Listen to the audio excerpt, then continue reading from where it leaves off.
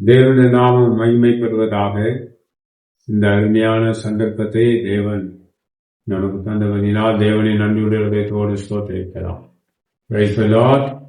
இந்த இன்றைக்கு நேற்றைய தினம் காலை 9:53 நான் கீழே பார்த்து கொண்டிருக்கும் போது எனக்கு ஒரு வார்த்தையை தேவன் தந்தார். அதை தான் இன்றைக்கு நாங்கள் பார்க்க போகிறோம். ஏசாயா புஸ்தகம் 58வது அதிகாரம் 8வது வசனத்தை நாம் படிக்கலாம். ஏசாயா புஸ்தகம் 58:8. அப்பொழுது விடியற்கால வெளுப்பை போல உன் வெளிச்சம் எழும்பி உன் சுக வாழ்வு சீக்கிரத்தில் துளிர்த்து உன் நீதி உனக்கு முன்னாலே செல்லும். கர்த்தருடைய மகிமை உன்னை பின்னாலே காக்கும். கர்த்தருடைய நாமம் மகிமைப்படுவதாக. 2 விஷயத்தை மட்டும் நாம் பார்க்கலாம். இதுல பாருங்க, இஸ்ரவேல் ஜனங்களை குறித்து சொல்லப்படுகிறான். உன் நீதி உனக்கு முன்பே செல்லும், கர்த்தருடைய மகிமை உன்னை பின்தொடரும். அன்பானவர்களே, இஸ்ரவேல் ஜனங்களுடைய நீதி அவர்களுக்கு முன்பே செல்லுகிறது.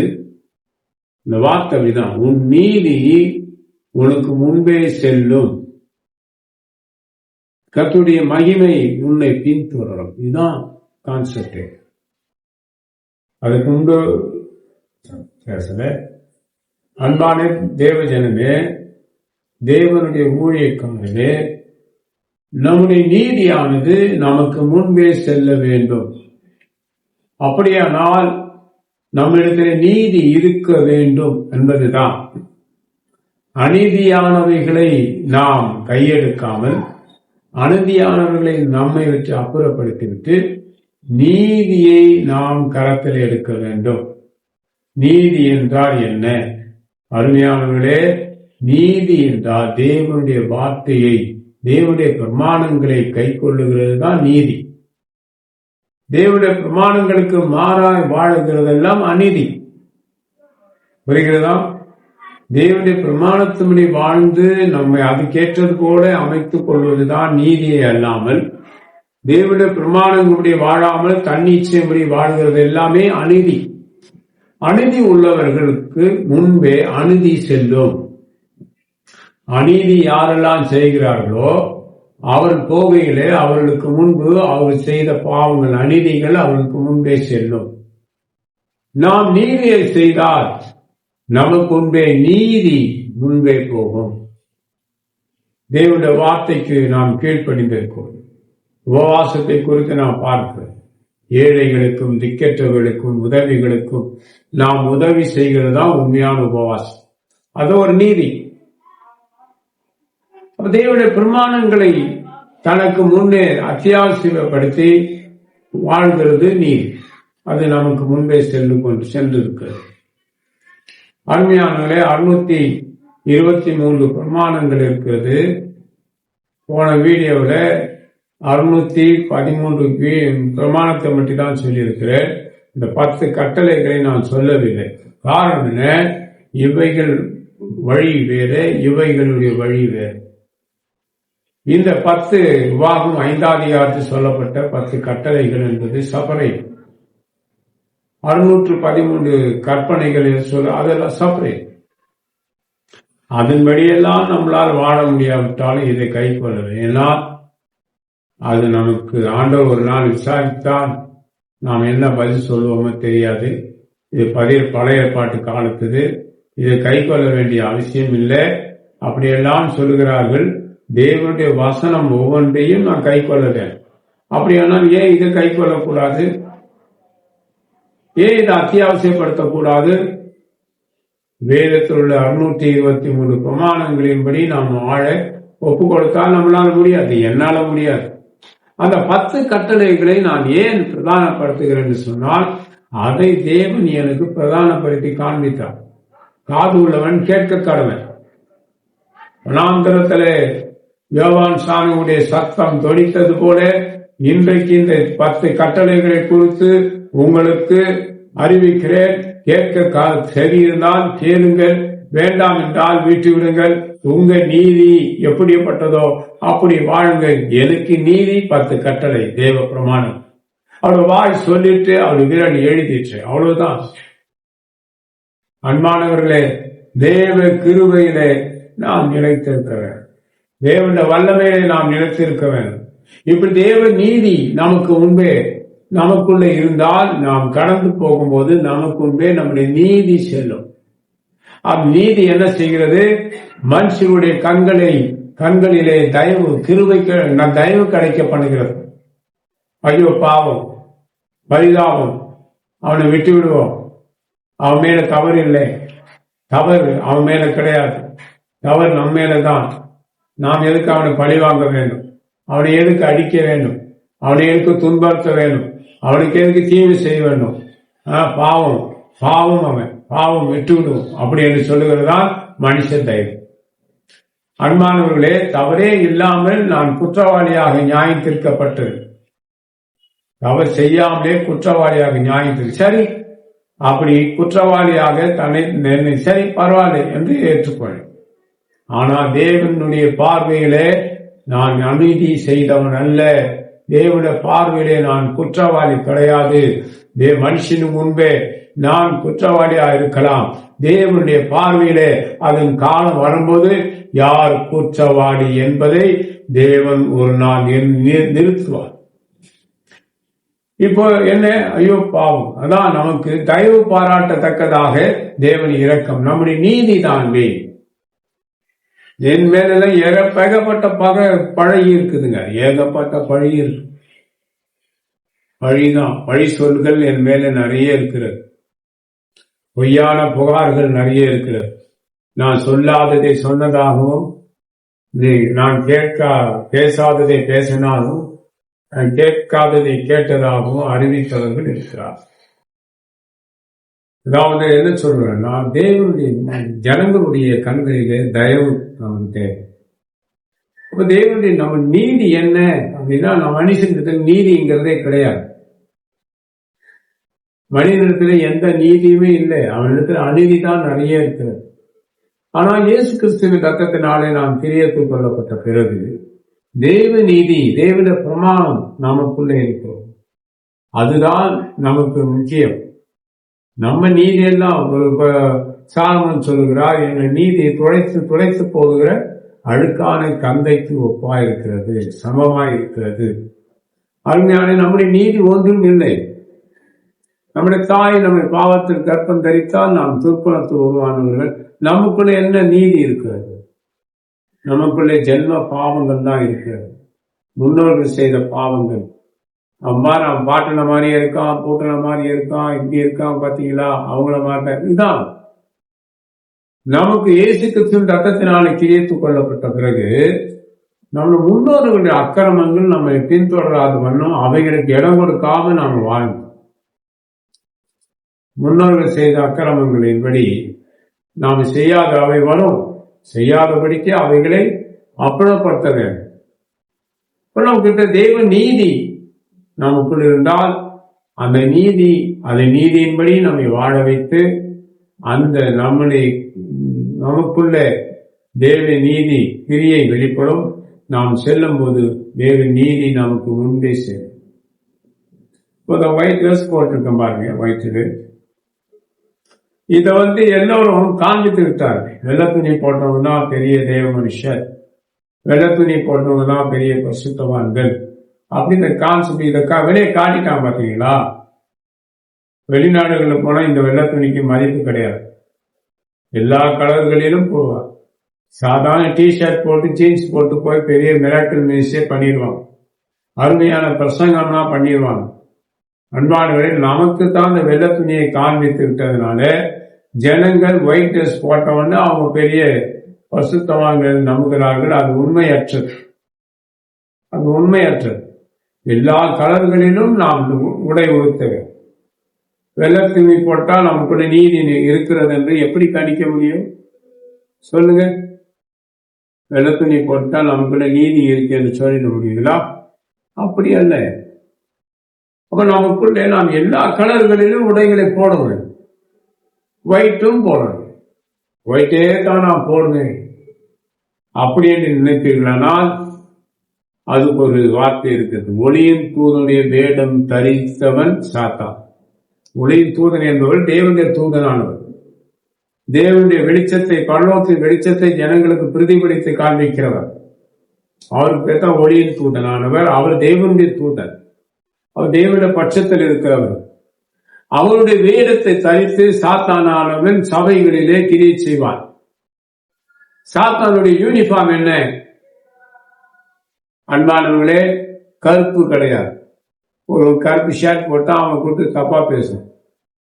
ஆனா ஒயிட் தான் சாத்தானுடைய யூனிஃபார்மே, ஒயிட் தான். புரியுதுங்களா? இந்த மாதிரி ஒயிட் தான் சாத்தானுடைய யூனிஃபார்ம். அவன் தான் வெள்ளை துணி போட்டுட்டு வருவான். அவனுக்கு இன்னொரு பேருக்கு ஆட்டுத்தோலை போட்ட ஓநாய், மற்றொரு பெயர் வெள்ளடிக்கப்பட்ட கல்லறை. அருமையான தேவஜனமே, இதுக்கு நீங்க முதலிடம் கொடுக்காதீங்க. இதுக்கும் உடுத்துவது போல எல்லா கலர்களிலும் நீங்க உடைகளை உடுத்தி தேவனுக்கு மகிமையா, உள்ளத்திலே யூதனானுடைய யூதன், உள்ளத்துலதான் நமக்கு நீதி இருக்கவன், கிரியைகளிலே நீதி இருக்கவன். வெள்ளத்துணி போடுறவங்களாம் நீதியா வாழ்றான்னு நினைக்கிறீங்களா? அப்படி தேடி பார்த்தால் இல்லை, அவருக்குள்ள அநீதிகளும் இருக்க வாய்ப்புகள் இருக்கிறது. அருமையான தேவனுடைய ஊழியக்காரர்களே, நமக்கு வெள்ளத்துணி ஞாயிற்றுக்கிழமை போடலாம், பரவாயில்ல. எல்லா நேரங்களும் ஒயிட் போட வேண்டிய அவசியம் இல்லை. அந்த டிபிஎம் ஸ்தாபனத்துல எஸ்பி ஏனஸ்டி என்பவர் டிபிஎம் உடைய இன்டர்நேஷனல் டிப்யூட்டி சீஃப் பாஸ்டர் இருந்தார். அவர் சொன்னார், எப்பவுமே வெள்ளை துணியே போட்டுக்கிறான்னு சொன்னா அவனுடைய கேரக்டரை நான் பகுத்துப்பான், சுபாவங்களை பகுத்துப்பான்.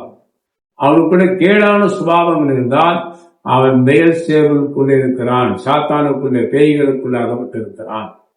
அவனுடைய சுபாவங்களை அறிந்து பார்த்து அவனை சரி செய்ய வேண்டும். இதுதான் அவர் சொன்னார். 84 வருஷம் ஒரு பிரதர், அவரும் சென்ட்ரல் பாஸ்டராக வந்து செத்துட்டார். அன்பானவர்களே, நமக்கு இது அல்ல நீதி. வெள்ளத்துணி உடுத்துவது நீதி கிடையாது. இது போட்டுட்டா நீதி வந்துடுமா? நம்முடைய எண்ணங்களில் அணிந்து இருக்கிறது, நம்முடைய கிரியைகளில் அணிந்து இருக்கிறது, நம்முடைய சுபாவங்களில் அணிந்து இருக்கிறது. புரியுதுங்களா?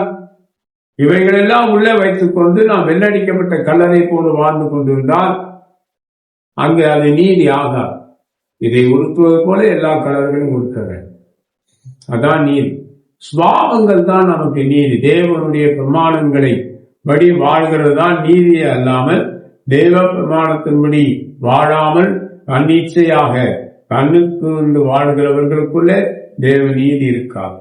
நாம் போகும்போது நம்முடைய நீதி நமக்கு உண்டு செல்லும் என்றால் தேவ நீதியை நாம் தரித்திருக்கிறோம். தேவனுடைய பிரமாணம் தான் தேவ நீதி. அதை நாம் தரித்திருக்கிறோம். அதன்படி நாம் வாழ்கிறோம். அதன்படி நம்மை நாமும் பல விஷயங்களுக்கு விளக்கிக் கொள்கிறோம், வேறு பிரிந்து வாழ்கிறோம். அந்த நீதி தான் நாம் போகும்போது முன்னெடுப்போம். அப்ப என்ன, அந்த வசனத்துல நமக்கு பின்ன என்ன வருகிறது? தேவனுடைய மகிமை நம்மை பின் தொடரும் என்று எழுதியிருக்கிறது. அல்லேலூயா. அதான் தேவனுடைய மகிமை பின்னாலே காக்கும், தொடரும். நமக்கு பின்னாலே காக்கிறது அண்ணன் நான் போயிட்டே இருந்தாலும் நம்ம பின்ன வந்துட்டே இருக்கும். சொல்ல புரியுதா? தேவன் நீ மகிமையானது நாம் நின்னால் நிற்கும், நாம போனா நம்ம பின்னாடி இருப்போம். இஸ்ரவேல் ஜனங்களுக்கு முன்பே மேகஸ்தம்பம் போவோம், இவருக்கு பின்னாடி போவார். பின்னாடி யார் வருவான்னு நினைக்கிறீங்க? தெய்வம் மகிமை அவரை பின்தொடர்ந்து பின்னாடி வழியாக சத்துருக்கள் வராதபடிக்கு அங்க தேவன் மகிமையை வைத்து பாதுகாக்கிறார். புரியுதுங்களா? அப்ப தேவ நீதி நமக்குள்ளே இருக்க வேண்டும். பிசாசுக்குள்ள நீதி இருக்குமா? இருக்கவே இருக்காது. ஆனா நாமும் தேவ நீதிக்குள்ளாக நம்ம வைத்து வாழ்வதுதான் நமக்கு செல்வது நல்லது. அவர்கள் இவர்களெல்லாம் பார்க்கக்கூடாது. எந்த மனிதனையும் நாம் பார்க்கக்கூடாது. ஆனால் அப்படிதான் என்னை தூஷித்தவர்கள் இருக்கிறார்கள், என் மேலே அவதூறாய வழிகளை சொல்லவிருக்கிறார்கள். நான் அவர்களெல்லாம் பார்க்கிறதே இல்லை. மனவேதனைகளை தான் பேசுவேன். மனவேதனையில பேசுவேன். ஆனா நாம் செய்யாததை செய்ததாக நம் பொறாமையினாலே நம் மேலே குற்றச்சாட்டுகள் வைப்பார். 25 வருஷங்களுக்கு முன்பாக அடியன் இந்த அமாவாசை பிரேயர், பௌர்ணமி பிரேயர் நடத்து. என்னை பார்த்து கொண்டு அப்போ பிரேயர் நானும் நடத்தினோம். அது ஒரு கிருபை, தேவன் அனுமதித்தார், அதை நடத்தினோம். அவனுக்கு அந்த கிருபை இல்லை. என்னை பார்த்து நானும் நடத்த போறேன் அமாவாசை ஜபம் நடத்தினான். நடந்தது என்ன தெரியுங்களா? அதை எதிர்க்கவோ அதை தாங்கவோ அவைப்பட்ட கிரிகளை தகர்க்கவோ அவனுக்கு கிருபை. அவன் மோசம் போவது போல ரத்தம் அவனுக்குள்ள வெளியேற்றி கொண்டே இருந்தது. பயந்து போய் அதோட நிப்பாட்டிட்டான். அன்பானவர்களே, தேவனுடைய கிருபை நமக்குள்ள இருந்து நம்மை வழிநடத்த வேண்டும். தேவ நீதி நமக்குள்ள இருந்து நம்மை வழிநடத்த வேண்டும். மற்றவர்களை காப்பி பண்ணக்கூடாது. நம்மோடு கூட இருந்து தேவன் வழி நடத்துவார். நாம் ஆண்டவரை சார்ந்து வாழ வேண்டும். அந்த வார்த்தைகளை சார்ந்து வாழ வேண்டும். அவர் நமக்கு முன்பே போய் கோணலானவைகளை சபைப்படுத்த வல்லவராயிருக்கிறார். நாம் செய்கிற ஊழியங்களை எனக்கு ஒரு பாஸ் அதே எஸ்பிஎன்எஸ் என்று சொன்னார். உபவாசிக்கும் போது கூட தேவ அனுமதி இல்லாமல் உபவாசிக்க கூடாது. ஏனென்றால் பேய் பிடிக்க அப்படிப்பட்ட ஊழியக்காரர்கள் எல்லாம் எனக்கு நிறைய பார்த்திருக்கிறேன். தேவன் அனுமதிக்காமல் உபவாசிக்க கூடாது. உபவாசம் கூட நம்ம இஷ்டத்துக்கு இருக்கக்கூடாது. ஆண்டவர்களை கேட்க, ஆண்டவரே இந்த விஷயத்துக்காக உபவாசித்து ஜபிக்க இருக்கிறேன், உபவாசிக்கலாம் இருக்கிறேன், என்ன நீங்க அனுமதிக்கிறீங்களா? இந்த ஜபத்தை கேட்டு உபவாசின்னு சொல்ற தேவன் அதை சொல்ல மாட்டாரா? அவங்களுக்கு பதில் கொடுக்க மாட்டாரா? எனக்கு ஒரு ஊழியக்காரத்து உபவாசம் போட்டுக்கொண்டே இருப்பார், இப்ப போடுவார். ஆனா அவன் கேரக்டர் சரியா இருக்கார், புத்தி சரியில்லைங்க. ஒரு குடும்பத்தை கெடுக்கிறதுல வல்லவன். ஆனா உபவாசம் அப்ப நம்ம நீதியை நாம் சரிப்படுத்த வேண்டும். நமக்குள்ள தேவ நீதி, தேவ பிரமாணங்களை வைத்திருக்க வேண்டும். தேவன் நம்முடைய வழி நடத்துவதை அறிந்து நம்ம திருவடித்து வழிநடத்தி பாதுகாக்க வேண்டும். அல்லேலூயா. நிறைய பேய்கள் இருக்கிறது, நிறைய பிசாசுகள் இருக்கிறது. இந்த உலகத்துல நினைக்கிறீங்க நீங்க மட்டும் தான் வாழ்வீங்கன்னு, உங்க சுற்றிலும் பேய்கள் இருக்கு. ஆண்டவராய் இயேசு கிறிஸ்துவை சொந்த ரட்சகராய் ஏற்றுக்கொள்ளாமல் செத்து போனவர்கள் எல்லாம் அங்கேயே தான் அலையணும். அது யாருக்கு தெரியாது. நான் ஏன் அமாவாசை ஜெபம் நடத்துகிறேன்? அமாவாசை ஒன்று முக்கியமான நாள். மந்திரவாதிகளுக்கு ஒருவருக்கொருவர் அந்த நாளை தாக்கிக் கொள்வார். அமாவாசை அன்றைக்கு மந்திரவாதிகளுடைய மந்திர சக்தி குறையும். அதே நேரத்திலே மந்திர சக்தியை கூட்டுறதுக்கும் அமாவாசையில தான் செயல்படுவார். இப்ப இவைகளிலே தேவ ஜனங்கள் சிக்கிவிடக் கூடாது என்பதற்காக ஒரு ஆயத்த பிரேயர், தப்புவிப்பின் பிரேயர், விடுதலையாக்கப்படுகிற பிரேயர், சத்துருவை நிறுவனமாக்குற பிரேயர் தான் அமாவாசை. இதுக்கு முதன்மையான இடத்தை பொறுத்து மாதந்தோறும் இந்த அமாவாசை ஜபத்தை நடத்தி கொண்டிருக்கிறேன். பௌர்ணமியிலும் ஜபத்தை நடத்துறேன். பௌர்ணமியில் என்ன வேலை? கட்டுடைக்கிற வேலைதான். இருண்ட வாழ்க்கையில் உள்ள ஒரு மனிதனுக்கு வெளிச்சத்தை கொடுக்கிறது தான் அமாவாசை பௌர்ணமி ஜபம். புரியுதுங்களா? இப்ப ஒருவன் சொல்லி இருக்கிறான், அவன் அமாவாசை ஜபம் நடத்த போறேன்னு சொல்றானே, அவன் வளர்ந்துருவானே. மெட்ராஸ் பாஷையில சொன்ன அவன் வளர்ந்துருவானே, அவன் வளர விடக்கூடாது. ஏற்கனவே தேவன் என்ன வளர்த்தி தான் வச்சிருக்கிறார். நான் உபவாச ஜபம் நடத்தினா உனக்கு கிருபை தான் நடத்து, தைரியம் தான் நடத்து. மனுஷ தைரியம் இல்லை, தெய்வீக தைரியம் இருக்கும். நீ நடத்து. அதாவது அவன் வளர்ந்துருவானே, அமாவாசை ஜபம் நடத்த வளர்ந்துருவானே. அதான் முட்டா பையில பூ முட்டை. அதாவது அதை நடத்த தேவன் அனுமதித்தால் நடத்த துவங்கி இருக்கிறார். புரியுதுங்களா? தேவன் நம்மோடு இருக்க வேண்டும். தேவ வல்லமை நமக்குள்ளே இருக்கிறார். அந்த ஜபம் இனி மாதந்தோறும் நடக்கும். தேவன் எல்லா மக்களுக்காக ஜெபம், எல்லா மக்களுக்காக. என்ன கூப்பிட்டு என்னை அடிப்பதற்கு பேசியிருக்கிறார். என்னை கூப்பிட்டு வீட்டுக்கு வாங்க, கூப்பிட்டு என்னை அடிப்பதற்கு திட்டமிட்டு இருக்கிறார். நான் என்னங்க பாவம் செய்தேன்? நான் என்ன பாவம் செய்தேன்? இவன் சாக தான் இங்க வந்திருக்கிறான் அப்படின்னு ஒருத்தன் சொல்லி இருக்கிறான். சாகவா நான் வந்தேன் இங்க? சொல்லுங்க. தேவ நீதி, தேவனுடைய வார்த்தை நமக்குள்ள இருக்கிறது. நான் எந்த குடும்பத்தையும் கெடுத்ததில்லை, யாரோட வாழ்க்கையை கெடுத்தது கிடையாது, யாருடைய நிம்மதியை கெடுத்தது கிடையாது, யாருடைய பிழைப்பை கெடுத்தது கிடையாது, யாருடைய ஊழியத்தை கெடுத்தது கிடையாது. அதனால என்னை கெடுக்க நினைச்சா கெடுத்து, நீ கெடுத்தால் தேவன் சரி செய்வார். மனிதன் அடைத்தால் தேவன் திறப்பார். தேவன் திறக்கிறதை மனிதனால் அடைக்க முடியாது. நான் ரோட்ல போன பேய்கள்லாம் பார்த்துக்கிட்டே போறேன். நீ பாப்பியா? எங்கேயாவது பிரசவம் பண்ணிட்டு இருக்க, இங்க ஒரு கோவில திருவிழா, கருப்பு உடை போட்ட ஒரு பெண் அங்க நிற்கிறார், மஞ்சள் உடை போட்ட ஒரு பெண் அங்க நிற்கிறார். அங்க இருக்க ஜனங்களுக்கு தெரியுமா? இன்னைக்கு அங்க விசேஷ நாள். இந்த கருப்பு உடை போட்ட பெண்ணும் மஞ்சள் உடை போட்ட பெண்ணும் அங்க நிற்கிறார்கள். அது ஒரு பெண் தெய்வங்கள். அங்க உள்ளவனுக்கே அது தெரியாது. நான் வீட்டுல இருந்து பாக்குறாரு. எனக்கு கொடுக்கப்பட்ட கிருபை எப்படிப்பட்டது, எனக்கு கொடுக்கப்பட்ட கிருபை அப்படிப்பட்டது. திருச்செந்தூர்ல ஊழியத்துக்கு போகும். அங்க 2 பெண்களை பார்த்தேன், உத்தம பெண்கள். அவள் தான் அங்க இருக்கிறார், தெய்வங்களாக செயல்படுகிறார். அதே பெண்களை நான் குற்றாலத்துக்கு குடிக்க போகும்போது அங்கே பார்த்தேன். அவர்கள் முகத்தை சேலை அணிந்திருப்பார்கள், முகத்துல சந்தனம் பூசிக்கொண்டிருப்பார்கள். அவர்கள் இப்படி பார்த்து, அதே பெண்ணோட ஆவி இன்னொரு மனிதனுக்குள்ள இருக்கும்போது நான் ஒரு விசேஷத்துக்கு போவோம், அங்க அந்த மனிதன் இருந்தால் அந்த மனிதனுக்குள்ள அந்த ஆவி அதே மாதிரி பார்த்து கொண்டு, உங்களுக்குள்ள இந்த தெய்வம் இருக்கான்னு கேட்டேன். ஆமா, அவனே ஒரு சாமியாரிங்க, இந்த மாதிரி இருக்கான்னு கேட்டேன். உங்களுக்கு தெரியுமில்ல, அந்த ரிட்டையர்ட் ஸ்டாஃப் அவன் வீட்டுக்கு போகும். அருமையானவர்களே, இதெல்லாம் எனக்கு கிருபை என்னை காண்பிக்கிறது. நீங்கள் எல்லாரும் இதெல்லாம் செய்யணும்னா எல்லாம் யாரும் செய்யலாம். சிபிஎம்லேயே ஷூட்டிங் பிரேயர் நடத்துறது நான் தான். நானும் ஸ்டீபன் என்பவர் இருப்பார், அவர் நாங்கள் தான் ஷூட்டிங் பிரேயர் நடத்தும். எனக்கு பொறுத்து ஷூட்டிங் பிரேயர். அன்பான எனக்கு கிருபை இருந்தது, அது நடத்தினோம். அதனால் பெரிய பிரச்சனைகள் தொந்தரவுகளும் எனக்கு வந்தது. பொறாமையினாலே எனக்கு நிறைய தொந்தரவு கொடுத்திருக்கிறார். அதனால் தேவன் அவரவருக்கு அளிக்கப்பட்ட கிருபையின் வரத்தின்படி நான் போராடி பிரயாசப்படும். காப்பி அடிக்க கூடாது.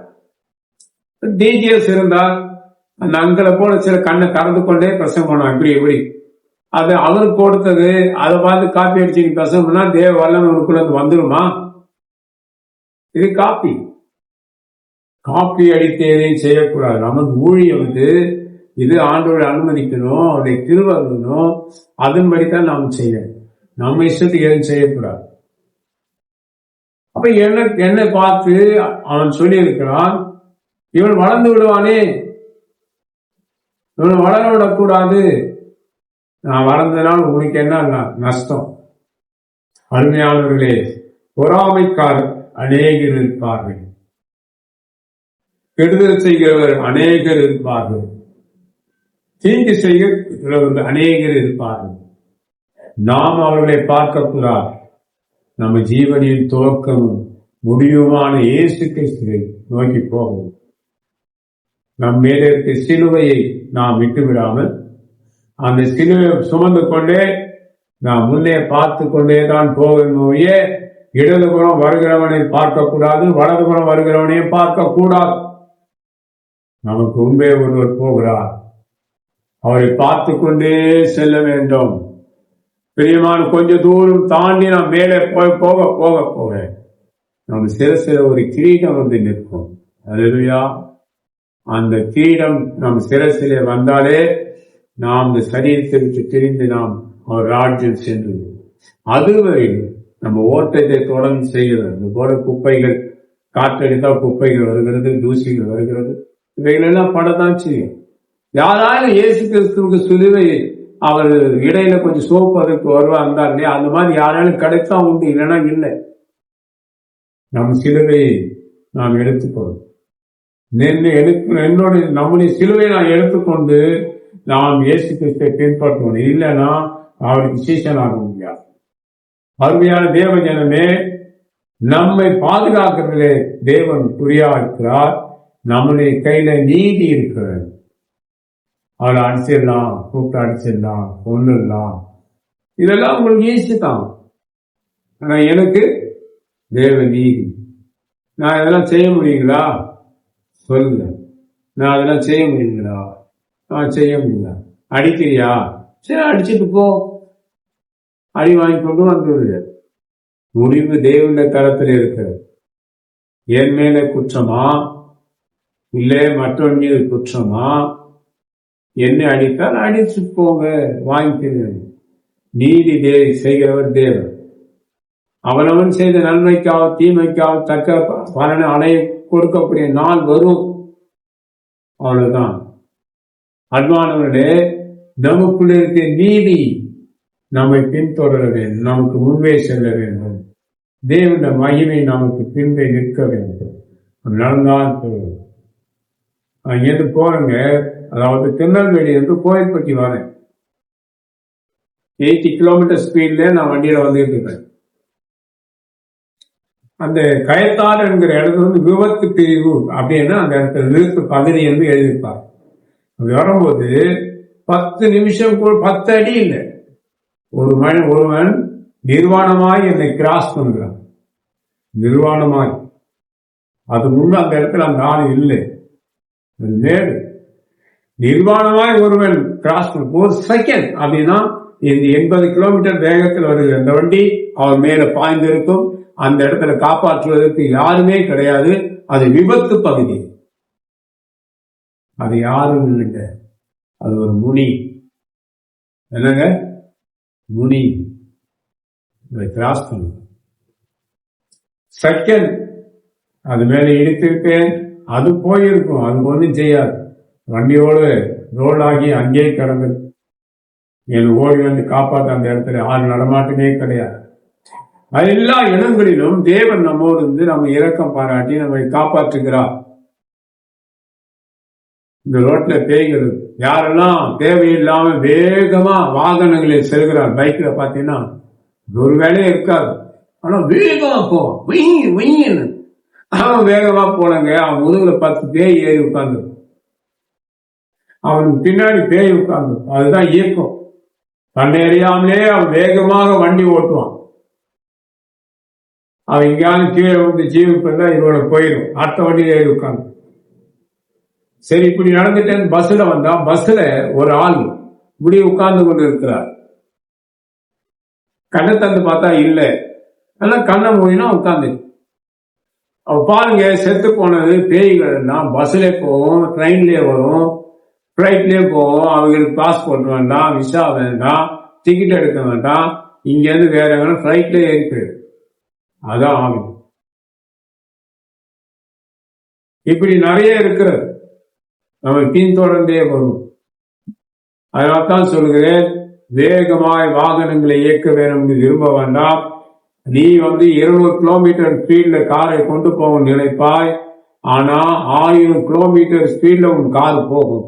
அப்படி என்றால் மீட்டரை பார்த்தா 200ல இருக்குன்னு வைத்துக்கொள்ளுங்க. ஆனா 1000 கிலோமீட்டர் வேகத்துல உன் கார் போய்கொண்டு இருக்கும். உனக்கு தெரியாது.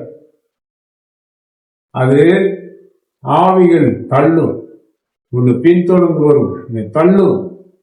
அதனால்தான் சொல்றேன், தேவையில்லாமல் வாகனத்தை அதிவேகமாக இயக்குவது தவறு. தேவன் இடையில நான் விழுந்தேன். அது ஒரு முனி, அவன் செத்து போனவன் அந்த இடத்துல இருக்கிறான்னு நினைக்க அங்க கிராஸ் பண்ணியிருக்கான். எந்த வண்டினா கண்மயக்கம் நான் விழுந்தோம். எவ்வளவு பெரிய பரிசுத்தவனாலும் பட்ஜெட். அப்போ தேவனுடைய பிரமாணங்களை நமக்குள்ளே கழித்திருக்கும் போது நமக்குள்ள இருந்தால் நீதியாய் வெளிப்படும். அது நீதி நமக்குள்ள வெளிப்படும் போது அது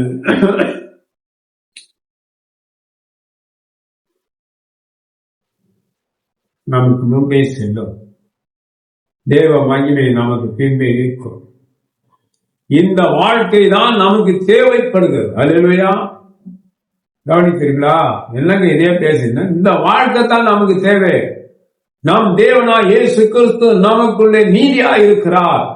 அவரே வழியும் சத்தியம் ஜீவனாய் இருக்கிறார். அவர் நமக்கு மீது இருந்து நம்மை பாதுகாக்க வேண்டும். நமக்கு பின்னே அவருடைய மகிமை காணும். புரியுதுங்களா? தேவ நம்மோடு இருக்க, தேவ மகிமை நம்மோடு இருக்க, தேவ தூதர் நம்மோடு கூட இருக்க வேண்டும். அவர்கள் நம்மை வழி நடத்த வேண்டும். நமக்கு தீங்கி செய்கிறவர்கள் அகன்று போவார். தேவனை சார்ந்து வாழ்வது சால சிறந்தது. சீக்கிரம் வெளியே வந்து நிறைய பேர் மத்திய ஊரை செய்து விபச்சாரிகள் மத்தியிலே, ஓரினை சேர்க்கையாளர்கள் மத்தியிலே, அரவாணிகள் ஆண்கள் பெண்கள் மத்தியிலே, சில அரவாணிகளுடைய அடி உறுப்பை நான் பார்த்திருக்கிறேன். ஆனா அது எப்படி சொல்வது, நீங்க தவறா புரிந்து கொள்ளக்கூடாது. யூரியன் போற கண்டு இருக்காது, ஒரு ஓல்ஸ் தான் இருக்கு. அதுதான் யூரியன். ஒரே ஒரு அந்த குண்டிக்காய் விரை கொட்ட சொன்ன இவ்வளவு தான் இருக்கு. ஓல்ஸ் யூரியன், அந்த வழியா தான் யூரியன் வரும். அந்த யூரியன் ஆண் உறுப்பு இருக்காது. இது போல பெண்ணுக்கும் பீரியட்ஸ் வராது. இந்த அடி உறுப்பு சின்னதாக இருக்கும். புரியுதுங்களா? அதான் அரவாணி. பெண்ணுக்கு ஆண் வாய்ஸும் பெண் வாய்ஸு கலந்திருக்கும், ஆணுக்கு ஆண் வாய்ஸும் பெண் வாய்ஸும் கலந்திருக்கும். இதுதான் அரவாணிகள். ஆனா நல்ல ஜனங்க, அன்பான ஜனங்க, அவங்களுக்கு திங்கள் வந்துட்டா அடித்தே நம்மளை கொண்டு வருவார். புரியுதுங்களா? உதவினா உயிரை கொடுப்பார்கள். அப்படியாப்பட்டவர்கள் தான். அவர்கள் மத்தியில் சென்று தேவனுடைய ஊழியத்தை செய்து அவர்களுக்கு தேவ ராஜ்யத்தை ஸ்தாபித்து வாழ்ந்திருக்கு. எனக்கு ஒரு அரவாணியா இது ரட்சிக்கப்பட்ட ஒரு ஊழியக்காரர் இருந்தார். இருக்காரோ செத்து போனார் தெரியாது. அவர் என்னை கூட்டிக் கொண்டு போவார். அவருக்குள்ள போனதை கூட தப்பா பேசிட்டாங்க. எங்க 2 பேர் ஓரினை சேர்க்கையாளர்னு சொல்லிட்டாங்க. மன வேதனை. அப்ப நம் தேவ ராஜ்யத்தின் வேலையை எல்லாருக்கிட்டையும் செய்கிறோம். எல்லாருக்கிட்டையும் செய்யணும். தனிமையில போய் செய்திருக்கிறேன், கூட்டமா செய்திருக்கிறேன். எல்லாவற்றிலும் தேவன் நம்மை வெற்றி செலுத்த பண்ணுகிறார். அநீதியான எந்த விஷயங்களில் நாம் ஈடுபடுவோம், தேவ கிருபை நமக்கு போதும். தேவனுடைய இரக்கம் நமக்கு போதும். மனுஷனுடைய கண்களிலே நமக்கு மிகுந்த தயவை தேவன் தர வேண்டும். எத்தனையோ இடங்களிலே தேவன் என்னை காப்பாற்றி இருக்கிறார். இன்னும் எனக்கு தீமை செய்ய காத்திருக்கிறவர்கள் கண்களிலும் எனக்கு தயவு கிடைக்கப்பா. அன்பானவர்களே, எனக்கு சுகமும் இல்லை, வேலனும் இல்லை, ஆரோக்கியமும் இல்லை. நான் உண்மையதான சொல்லணும், உள்ளதை உள்ளபடி சொல்ல வேண்டும். நான் படுத்துக்கொண்டா என் பிள்ளைகள் தான் என்னை தூக்கி விடுகிறார். அதெல்லாம் சேர்ல உட்காந்து ரொம்ப நேரம் என்னால் நிற்க முடியாது. கொஞ்ச நேரத்துக்கு மேல என்னால் நடக்க இயலாது. அப்படி கண்டிஷன் தான் நான் இருக்கேன். இந்த கண்ணாடி போட்டுட்டு பிரசங்கம் பண்றது ஷோ கிடையாது. எனக்கு கண்ணில் பார்வை இல்லை. இந்த கண்ணில் 70% மேலே பார்வை போய்விட்டது. இந்த கண்களிலே 30% மேலே பார்வை போய்விட்டது. அந்த கண்களினாலே மற்றது பார்க்க இயலாது. அதனால அந்த கண்ணாடி போட்டு ஸ்டைல் பண்றேன்னு நினைக்காதீங்க. என் கண்களிலே பார்வை இல்லை. ஒரு 3 அடிக்கு அந்த பக்கம் என்ன இருக்குன்னே எனக்கு தெரியாது. அப்படியே ஒரு வாகனம் போனா அந்த வாகனத்தை பின்தொடர்ந்து போவேன். என் மகனுக்கு வண்டி ஓட்ட நான் சொல்லித்தரேன். ஆன்லைன் கிளாஸ்ல 2 பேரும் அந்த செல்போனை பார்த்து பார்த்து அவர் பார்வை குறைந்து விட்டது. அது ஒரு பரிதாபமான நிலைமை தானே. அதனால அவனுக்கு வாகனம் ஓட்ட நான் சொல்லிக் கொடுக்கணும். என் கண்களில சரியான பார்வை கிடையாது, சரியான சுகம் இல்லை, சரியான ஆரோக்கியம் கிடையாது, பெலனும் கிடையாது. அப்பத்தினால் மனிதன் அப்பத்தினால் மாத்திரம் இல்லை, தேவனுடைய வார்த்தையினாலே பிழைப்பான் என்கிறதுனாலே அந்த வார்த்தையின் போல நான் வாழ்ந்து கொண்டது. ஜேக்கப் ரத்தன சிங் என்பவர் சீஃப் பாஸ்டர். அபிஷேகத்தை நிரம்பி சிங்கத்தை கொண்டு வருவார். ஆனா ஒரு கிணத்துல இவ்வளவுதான் கஞ்சி குடிப்பார். அதுவே கஷ்டம். ஒரு கிணத்துல இவ்வளவுதான் கஞ்சி கொடுப்பார், அதுவே கஷ்டம். அதுல ஒரு சூப் ஊற்றி கொடுப்பார்கள், சில பருப்பு ஊற்றி கொடுப்பார்கள். அதையே குடிக்க மாட்டார், முடியலன்னு சொல்றார். புரியுதுங்களா? அந்த போஜனம் எடுக்காத அந்த மனுஷன் எழும்பி நின்றால் சிங்கத்தை போல நிற்பார். அது தேவ பலன்.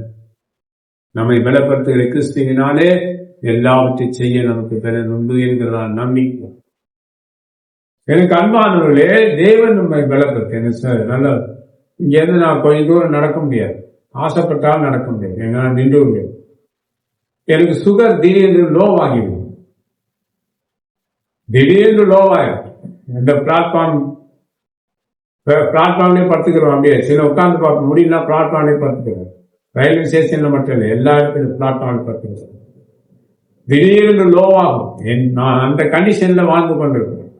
ஆனா தேவனுடைய ராஜ்யத்தின் மகிமை நம்மை ஆண்டு கொண்டு இருக்கிறது. அதான் என்னோட பெரிய விஷயம். தேவ கிருபை நம்மை சூழ்ந்துகிறது. தேவன் நம்மை பலப்படுத்துகிறார் ஊழியத்தை செய்வதற்காக. எனக்கு பணம் கிடையாதுங்க. நாளைக்கு 6,000 5,000 வாடகை கட்டணும். என்கிட்ட பணம் வேணும். அன்பானவர்களே, தேவனுடைய இரக்கம் நம் மீது பெரிதாக இருக்கிறது. தேவன் நம்மை கைவிடவே மாட்டார். நமக்கு பாதகத்தை உண்டாக்குகிறவர்கள் பெருகி இருக்கிறார்கள். நமக்கு நன்மை செய்கிறவர்கள் அச்சுறுத்தி இருக்கிறார்கள். எனக்கு தெரிஞ்சதெல்லாம் போய் ஒருத்தன் என்னை பத்தி தப்பு தப்பா பேசுறாங்க. அதனால்தான் நான் சொல்றேன், அவனுக்கு என்ன தெரியுமோ தெரியாது. நான் ஒரு பெண்ணை கெடுத்துட்டு போய் சொல்றான். இதுவரையிலும் இல்லைங்க. என் மனமே அறிந்ததோடு சரி. இப்படிப்பட்டதான் பழிகள் இருக்கிறது. அபாண்டப்படை போடுவார்கள். சில பெண்களே என் மேல் அபாண்டப்படை போட்டிருக்கிறார்கள். அவர்கள் செய்த பாவத்தை மறைத்து விட்டார்கள். பழியை என் மேல போட்டிருக்கிறார்கள். இது எல்லாமே அநீதிதான். ஆனால் தேவ கிருபையில நான் வாழ்ந்து கொண்டிருக்கிறேன். நான் பாலங்கோட்டையில ஒரு பாஸ்டர் சொன்ன மனைவி சொன்னாங்க, அமைந்தால் இன்னாருடைய புருஷனை கூட அமையணும். அந்த பெண்கள் அவங்க என்ன அமையறது, இவரே அமைச்சுக்கோன்னு சொல்லி போட்டி போட்டு வந்துவிட்டாங்க. ஜோக்கா இருக்காங்களுக்கு போட்டி போட்டு வந்துவிட்டாரு. இவருக்கு தெரியாம அவருக்கு தெரியாம இன்னொருத்தி, இந்த மாதிரி 15 பேர் வந்துட்டாங்க. எல்லாம் நல்ல பிள்ளைங்க தான். அவரே அமைச்சுக்குவோம். ஆண்டவருக்கு எனக்கு ஜெபம் பண்ணீங்க. அருமையான ஆண்டவரே, என் மகளுக்கு விசேஷ ஒரு தேவ மனிதனை கணவனாக காரும், அவர் முகம் குரங்குமா சிரிங்க, அவர் ஓடிடுவார். இப்படி மகள் பிள்ளை என்று சொல்லி வரைக்கிட்டேன். அதுக்கப்புறம் என்கிட்ட யாரும் வருவது. உங்களுக்கு அந்த மாதிரி சந்தர்ப்பம் கிடைச்சா நீங்க என்ன செய்வீங்க? தேவன் அன்பு, தேவ கிருபை நம்ம சரீரத்தை தொட்டு தீட்டுப்படுத்தப்படாதபடிக்கு நம்மை காத்துக்கொள்ள கர்த்தர் கிருபை. ஒரு வரும்போதே சொன்ன, ஆண்டவரே இந்த பெண் என்னை தொடக்கூடாது, அவளுக்கு குழந்தை இல்லை, என்னால் அவளுக்கு பிள்ளை பெற்றெடுக்க வேண்டும் விரும்புகிறார். புரியுதுங்களா? நான் இதுக்கு இடம் கொடுக்கிறது. இதுதான் தேவ நீதி. நீதியை தரித்துக் கொண்டால் இப்படிப்பட்டதான கிரியைகளிலே நாம் ஈடுபட மாட்டோம். ஒரு ஊர்ல ஒரு பெண் என்கிட்ட அதிகமாய் நெருங்கி பேசுவார்கள். விவாகமான பெண்ணு தான். அந்த பெண் திடீரென்று கர்ப்பம் தரித்தார். என்கிட்ட அதிகமா பேசுவாங்க. சிஸ்டர் ரொம்ப நல்லா பேசும், இந்து பொம்பளை தான். அது என்கிட்ட நிறைய பிரியமா பேசும். அவள் குழந்தையே இல்லாதவள் திடீரென்று கர்ப்பமானது எப்படி? அதற்கு இவர்கிட்ட அதிகமா பேசுவா, பழகுவா, அதுக்கு இவர் தான் காரணம் அப்படின்னு சொல்லி ஒரு அபாண்ட பழியை என் மேல போட்டுவிட்டார். அதை கடவுள் தான் அறிவார். அருமையான தேவ ஜனமே, தேவனுடைய ஊழியக்காரர்கள், இப்படிப்பட்ட துன்பங்களை நீங்கள் அனுபவித்து இருக்கலாம். தேவனுடைய இரக்கம் நம் மீது, தேவ கிருபையிலும் மனுஷனுடைய தயவிலும் நாம் விருத்தி அடைய தேவன் நமக்கு உதவி செய்த தேவ மகிமை நமக்கு பின்பே இருக்கிறது. தேவ மகிமை நாம் எங்கே நின்றால் அங்கு நிற்க வேண்டும். நாம் சென்றால் நாம பின்தொடர்ந்து வர வேண்டும். அதான் நமக்கு தேவை. நீங்க என்ன உங்களை சாதாரணமா நினைக்காதீங்க. உங்களுக்குள்ள இருக்க கிறிஸ்து இயேசுவின் ஆவியானவர் உங்களை பலப்படுத்தி உங்களுக்குள்ள நீதிமொழி வாழ உங்களுக்கு உதவி செய்கிறார். உங்கள் நீதி அவருக்குள்ளே போகிறது. அவருடைய மகிமை நமக்கு உங்களுக்கு பின்னே உங்களை பின்தொடர்கிறது. உங்களுக்கு பின்னே அதை நிற்க எவ்வளவு பெரிய பாக்கியம். நாம் நீதியை செய்யணும், அநீதி செய்யக்கூடாது. தேவன் நமக்கு உதவி செய்யும்படியாக தேவனை கருத்தில் ஒப்புக் கொடுப்போம். புரியுதுங்களா? ஒப்புக் கொடுப்போம். Praise the Lord. God bless you. Praise the Lord. இப்ப நாம் ஜெபம் பண்ணி முடித்துக்கிறோம். இன்னும் 2 வசனம் எடுத்து வைத்திருக்கிறேன். அந்த வசனத்தை என்னால பார்க்க முடியாது, பார்வை இல்லை. பைபிள் நான் எடுத்து பார்க்க எழுத்தே தெரியாது. சொல்லுவேன், பிள்ளைகள் எடுத்து கொடுப்பார்கள், அதை எடுத்து பேசுவேன். இந்த வசனம் நேற்று காலையிலே படுத்துட்டு இருக்கும்போது 9:53 தேவன் எனக்கு தந்தார். ஒரே மனைவி சொல்ற ரவிடேக் செத்துக்காமா, அதெல்லாம் எல்லாரும் சேர்ந்து உதவி செய்யாத வசனம் இருக்கு. அப்ப தேவனுடைய கிருபை நமக்கு மிகவும் அத்தியாவசியமா இருக்கிறது. அந்த நீதிமொழிகள் அந்த வசனம் எடுத்து படிங்க. நீதிமொழிகள் 1:15. நீதிமொழிகள் 1:15. என் மகனே, நீ அவர்களோட வழி நடவாமல் உன் காலை அவர்கள் பாதைக்கு விலக்குவாயாக. போதுங்களா? யார் சொல்றது? சாலமோனின் நீதிமொழி. சாலமோனின் நீதி. யார் சொல்றது? சாலமோன். சாலமோன் தான் சொல்றார். சாலமோன் தான் சொல்றார். அன்பானவர்களே, படிங்க வசனத்தை. என் மகனே, நீ அவர்களுடைய வழி நடவாமல் உன் காதை அவர்கள் பாதைக்கு விலக்குவாயாக. காதை, இந்த வார்த்தை யார் சாலமோனுக்குள்ள போட்டீங்க? ஆண்டவர் தான் போடுறார். மறுபடியும் படிங்க அதை. என் மகனே, நீ அவர்களோட வழியிலே நடவாமல் உன் காலை அவர்கள் பாதைக்கு விலக்குவாயாக. இதுதான் 1ஆம் சங்கீதத்திலே நாம் பார்த்தோம். பாவித வழியில இல்லாமல் பரியாசக்கார உட்காரம் இடத்திலே உட்காராமல் இருக்கிறது. அவருடைய வழியிலே நாம் போகக்கூடாதுங்க. நம் நடையை காத்துக் கொள்ளுங்க. தேவ கிருபையிலே நம்மை வைத்துக் கொள்ளுங்க. தேவையில்லாத இடங்களுக்கு நாம் போகவே கூடாது. தேவையில்லாத ஆட்களிடத்திலே நாம் பழகவே கூடாது. ஆண்டவரின் பெயரை கெடுக்கிறவர்கள் ஒருவன் இருக்கிறான், பன்றி தீக்கிற பையன். அவனுக்கு நான் வச்சிருக்கிற பேரு பன்றி தீக்கிறவன். அவன் போய் என் பெயரை கெடுத்து. இங்க ஒருத்தன் இருக்கிறான், எனக்கு யாரெல்லாம் பழகுறானோ அங்க போய் என்னை பத்தி தப்பு தப்பா பேசுறேன். இவர்களுக்கு என்ன வரும்னு தெரியாது. ஆனால் தேவனுடைய கிருபை நமக்குள்ள இருந்து நம்மை பாதுகாக்கணும். தேவன் மகிமைக்குடைய நம்ம வைத்துக் கொள்ள வேண்டும். தேவனுடைய வார்த்தைகளுக்குள்ளாக நம்ம வைத்துக் கொள்ள வேண்டும். அப்படி இருந்தாலே நமக்கு போதும். பழி சொல்றதுனால நான் தப்பு செய்ய முடியுமா? எனக்கு நிறைய நண்பர்கள்லாம் வைக்கிறேன். எனக்கு நண்பர்கள் யாராலும் பிளைடு போடுறவங்க இருந்து கிறிஸ்துவால் எடுத்து சண்டை போடுறவங்க எனக்கு நண்பர்கள் இருந்தாங்க. ஒரு காலத்துல பிளைடு போடுறவன்ல இருந்து கிறிஸ்துவால் எடுத்து சண்டை போடுறவன், அவனுக்கு எனக்கு நண்பன் இருந்தான். எல்லாவற்றையும் தள்ளிவிட்டேன். எதுவுமே எனக்கு தேவையில்லை. தேவனுடைய இரக்கம் எனக்கு கிடைத்தது. அந்த இரக்கத்தின் தான் வாழ்ந்து கொண்டது. அதான் எனக்கு தேவை. அவன் அக்கிரமக்காரன் தான், அவங்க வழி என் வழி கிடையாது. இந்த ரஜினிகாந்த் சொல்றார், என் வழி தனி என்று சொல்றார். என் வழி தனி வழி என்று சொல்றார். இந்த தெலுங்கு வாய்ஸ் கலந்த மாதிரி இருக்கும். அது மாதிரிதான் நம்முடைய வழி தனி வழியா தான் இருக்கும். அது தேவனால் கொடுக்கப்பட்ட வழி, தேவ நீதியை அணிந்த வழி, தேவ நீதியிலே நடக்கிற வழி. அந்த வழிதான் நமக்கு தேவை. அவர்களுடைய வழியிலே நாம் நடக்கக்கூடாது. நம்மை விலக்கி வேப்பிரிந்து நம்மை காத்துக்கொள்ள தேவ கிருபை நம்மை சூழ்ந்து கொள்ள வேண்டும். அருமையான தேவ ஜனமே, தேவ மகிமை உனக்குள்ள இருக்கிறது என்று நீ விசுவாசிக்கிறது. ஏதோ இருக்கிற பிரச்சனைகள் இல்லாத குடும்பங்களே கிடையாது. எல்லாருக்கும் பிரச்சனை. எனக்கும் பிரச்சனைகள் இருக்கு. இருக்குங்க. நான் தனிமையில வாழ்ந்து கொண்டே இருக்கிறேன். எந்த ஆதரவும் எனக்கு கிடையாது. ஆனா தேவ கிருபை இருக்கிறது. தேவ அவர்களுடைய வழியை நம்முடைய வழியா இராமல் நம்முடைய வழி தேவ நீதி என்பது வாழும். புரியுதுங்களா? அப்ப தேவ கிருபையிலே நாம் இழைத்திருப்பதற்கு நாம் தேவனிடத்தில் ஒப்பு கொடுக்க வேண்டும். அப்ப தேவனுடைய மகிமை தனிமையில நாம் வாழக்கூடாது. வேதத்தோடு வாழுங்க, தேவனை ஆராதிங்க, வேத வசனத்தை தியானிங்க. அதான் நமக்கு நல்லது. ஒரு மனிதன் தனிமையா இருப்பது நல்லதல்ல.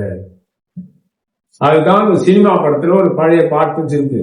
தனிமையிலே தனிமையிலே தனிமையிலே இனிமை காண முடியுமா. பாத்தீங்களா? இதை ஃபுல்லா பாடுவேன், ஆனால் வேண்டாம். தனிமையிலே இனிமை காண ஒரு மனிதனால் முடியாது. பாவி பாவத்தோடு இருப்பான். நாம் தேவ ஜனங்கள் வேதத்தோடு இருக்க வேண்டும். தேவனுடைய வார்த்தைகளை படிக்க, வேதத்தை தியானிக்க வேண்டும். நம்ம தேவன் கைவிட மாட்டேன். நான் ஒரு ட்ரெயின் பாடகர் தான் ஒரு காலத்தை. என் பாட்டை கேட்பதற்கு நிறைய பேர் இருப்பார். புரியுதுங்களா? அருமையானவர்களே, நமக்கு தேவை தேவன், நமக்கு தேவை ஆண்டவர். அந்த வழிதான் நமக்கு முக்கியம். அந்த கொய்யா ஃப்ரூட்டிங் இருக்கு, அது நிறைய குடிப்பேன். ஒரு நாளைக்கு 15 குடிப்பேன் ஃப்ரூட்டிங், கொய்யா பிளேவர். அது என் வாய்ஸை கெடுத்து போட்டது. என் வாய்ஸை கெடுத்து போட்டது. இந்த ஒரு பாடலுக்கு ஜனங்கள் வந்துடுவாங்க என்கிட்ட. இது இருந்தால் அது இருக்கும், அது இருந்தால் இது இருக்கும். அதெல்லாம் உங்களுக்கே தெரியும். அந்த பாட்டு பாடினீங்கன்னா தனிமை இல்லை, தனிமை இல்லை, தனிமை இல்லை. இப்ப மனிதன் தனியா இருப்பது நல்லதல்ல. அவன் தேவனோடு இருக்க வேண்டும். நல்ல தேவ பிள்ளைகளோடு இருக்க வேண்டும். தேவ மனுஷங்களோடு கூட இருக்க வேண்டும். அதுதான் தேவன் விரும்புகிறார். அதான் நீதி.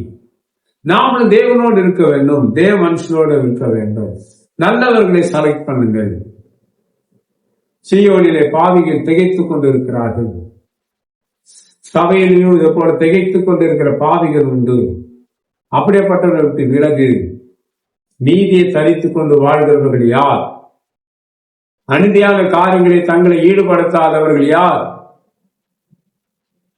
அவர்களை விட்டு நீங்க விலகுங்க. அவர்களை விட்டு தேவன் விளக்க சொல்லி போதுங்க, விளக்கு.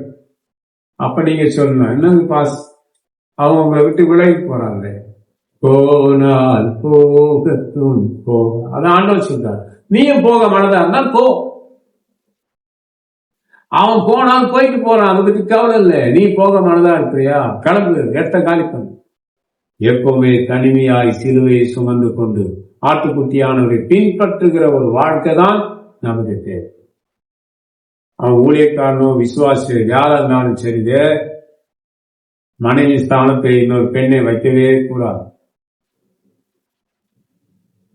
ஸ்திரீகளால் கரைப்பட்டவன் ஆட்டுக்குட்டியானவரை பின்பற்ற முடியாது.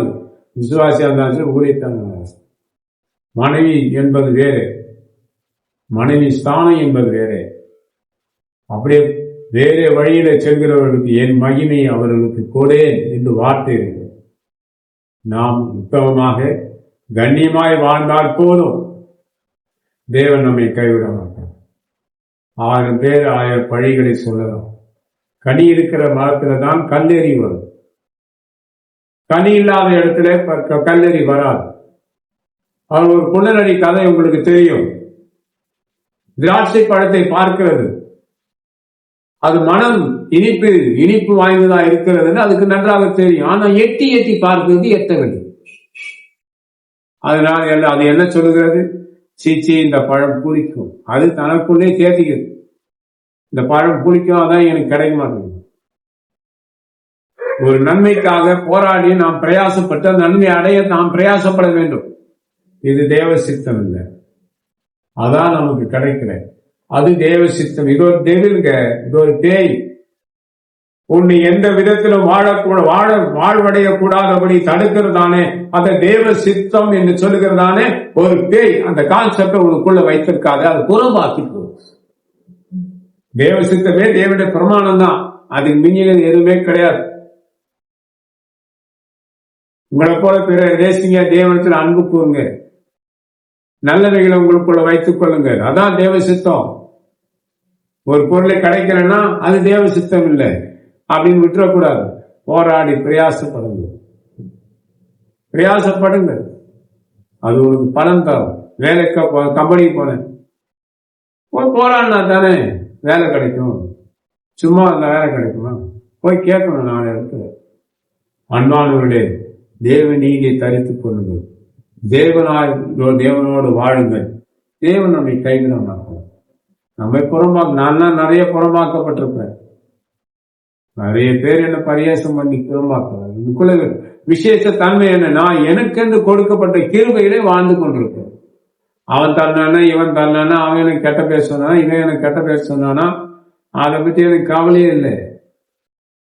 நான் ஆண்டவரை நம்பி, என் அழைத்த தேவனை நம்பி வாழ்ந்து கொண்டிருக்கிறேன். இன்றைக்கு நான் தேவனுடைய ஊழியக்காரன் நான் நிற்கேன்னா அது சிபிஎம் ஸ்தாபனம் தான். இந்த வயசு 3 வயதுல இருந்து நான் சிபிஎம்ல இருக்கேன். எத்தனை வயதுங்க? 3 வயதுல இருந்து சிபிஎம்ல இருக்கேன். இடையில வருவேன், போய்விடுவேன், மறுபடியும் அங்கே போய்விடுவேன். கடைசியில அதனால எனக்கு அழைக்க அங்க கற்றுக்கொண்டது தான், வெளியில ஒண்ணும் கிடையாது. நான் தேவனுக்கு ஒப்பு கொடுப்போம். தேவனை ஆசீர்வதிப்பாராக. God bless you. Praise the Lord. என்னிடத்துல ஒருவன் வந்து ரொம்ப மிரட்டி கொண்டான். எனக்கு வெள்ள ரவி தெரியும். என்ன ரவி தெரியும்? வெள்ள ரவி தெரியும். அவன் ரவுடி தான். யாரு சோப்பா இருக்கா, பூனை கண்ணா இருக்குமான்னு கேட்டேன். ஆமா, அவன் பேரு ரவிச்சந்திரன். மனசுல வச்சுக்கோ, அவன் பேர் ரவிச்சந்திரன். என்னோட கிளாஸ்மேட், என்னோட 2 வயசு கூட. நான் யாருன்னு அவன்கிட்ட சொல்லணும், உனக்கு குனிய வச்சு குண்ணி வச்சிருவான். என்னோட கிளாஸ்மேட் தான் அப்படின்னு சொன்னேன். அதோட ஓடிட்டான், திரும்பி வரவே. எதுக்கு சொல்லுகிறேன்னா, தவறு செய்கிற வாழ்க்கை நமக்கு தேவையில்லைங்க.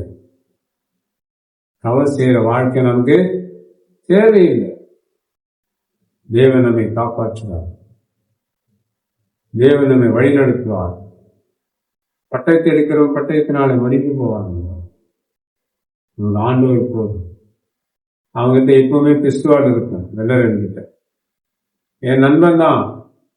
நான் ஒரே கிளாஸ்ல ஒன்னா படித்தவர்கள் தான். ஆனால் தேவன் அவர் என்னை விலக்கி கொண்டால் அவர்களே அந்த பக்கம் தள்ளிவிட்டார்.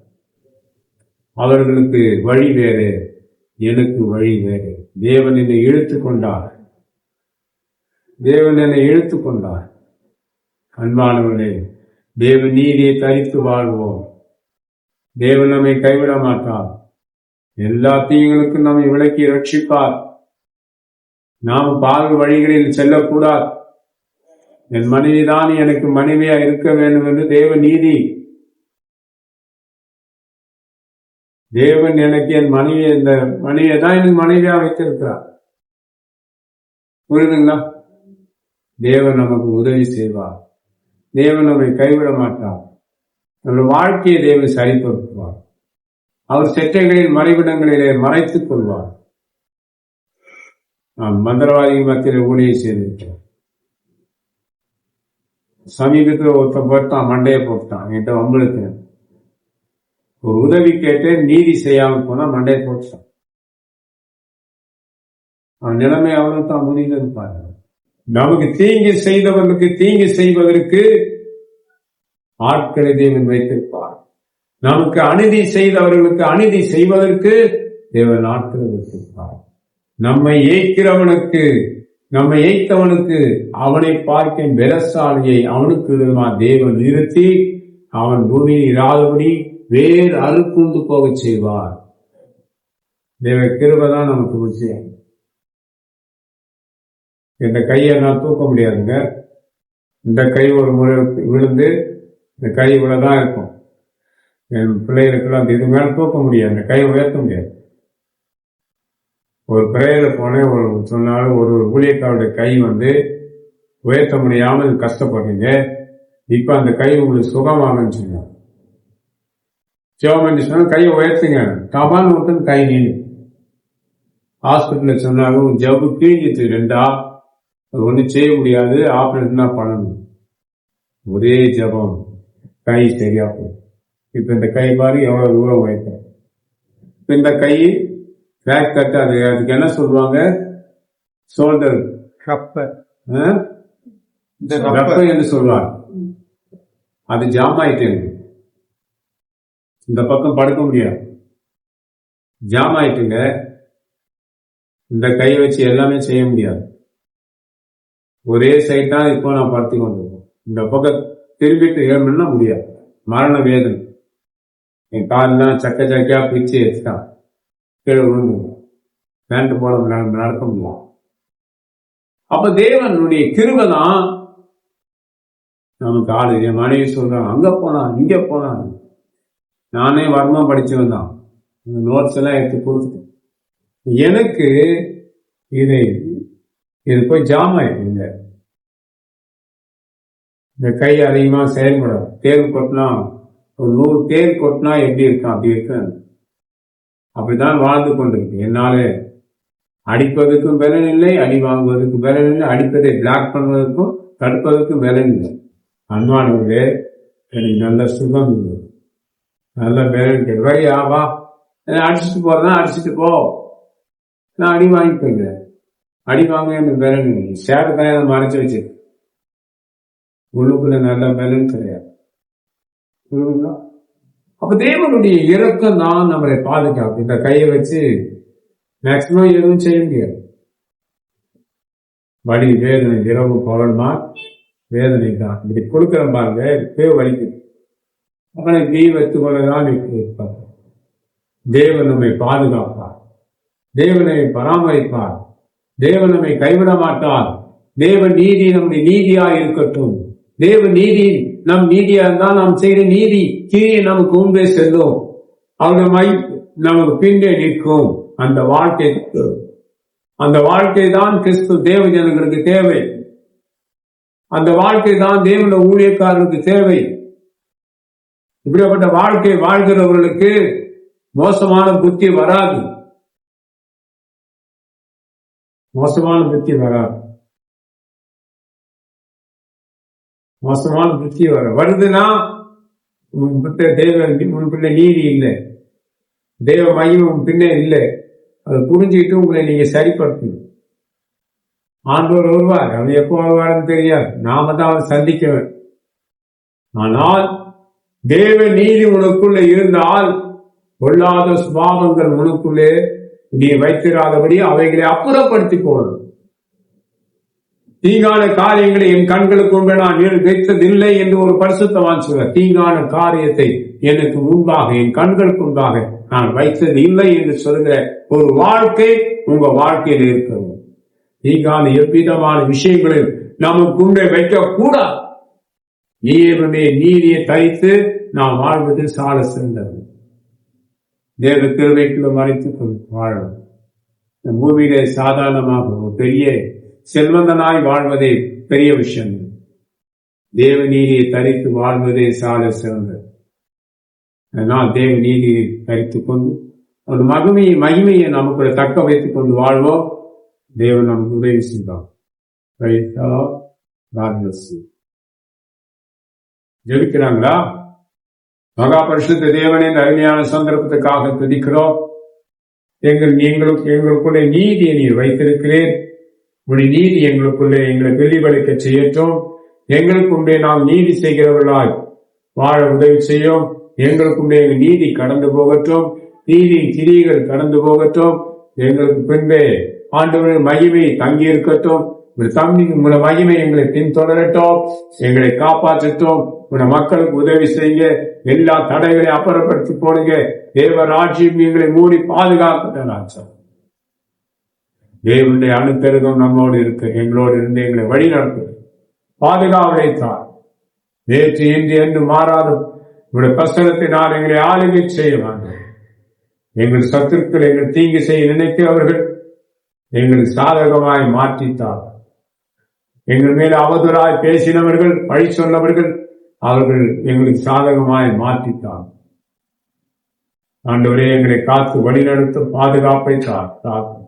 இயேசு கிறிஸ்து வல்லமையான நாமத்தில் பிதாவே, ஆமென். ஹல்லேலூயா.